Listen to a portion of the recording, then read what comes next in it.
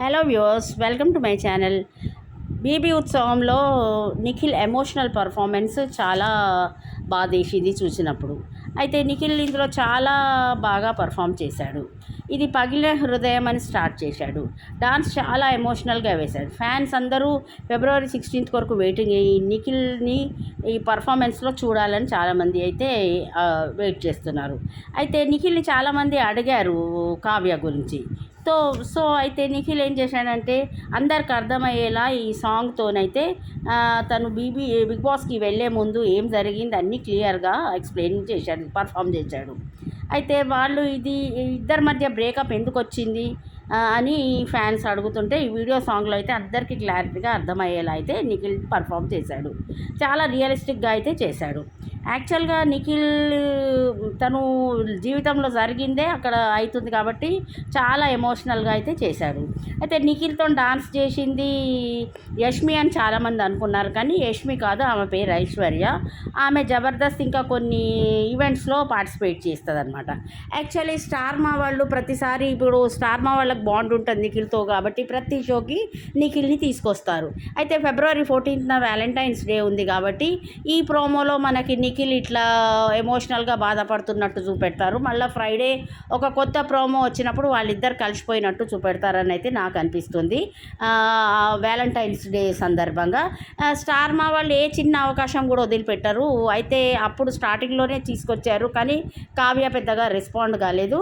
అయితే ఈసారి Valentine's day అంటే లవర్స్ డే కాబట్టి వాళ్ళు ఇది చేయడానికి కొరకే ఇదంతా చేశారని నాకు అనిపిస్తుంది.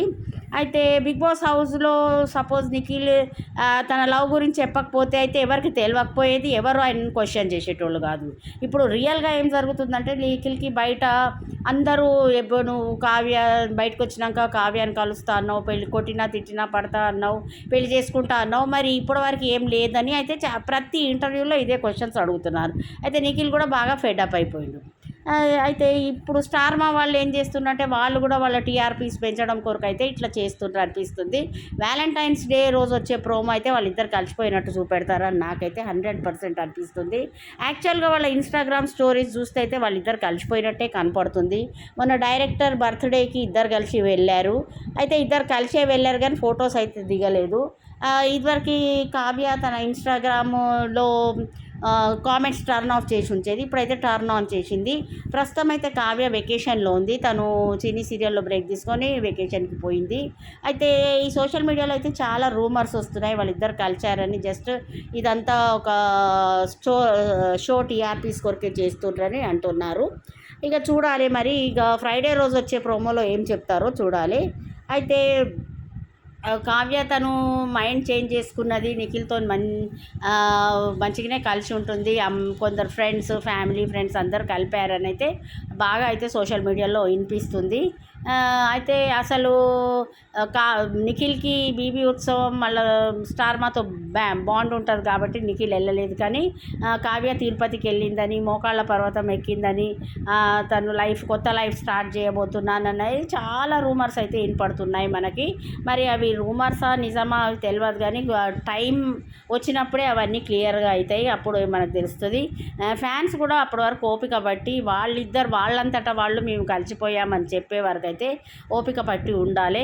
అయితే నిఖిల్ అయితే చాలా రియలిస్టిక్గా డాన్స్ పర్ఫామ్ చేశాడు. ఆయన అనుభవించిందే ఆ స్టోరీ, తన లైఫ్ స్టోరీయే కాబట్టి చాలా అయితే ఎమోషనల్ రోలర్ కోస్టర్ పర్ఫార్మెన్స్ అనమాట. అయితే ఇక నిఖిల్ అయితే చాలా బాధపడ్డట్టు, చాలా ఎమోషనల్ కళ్ళల్లో ఒక మూమెంట్లో కళ్ళల్లో వాటర్ కూడా వచ్చాయి నిఖిల్కి.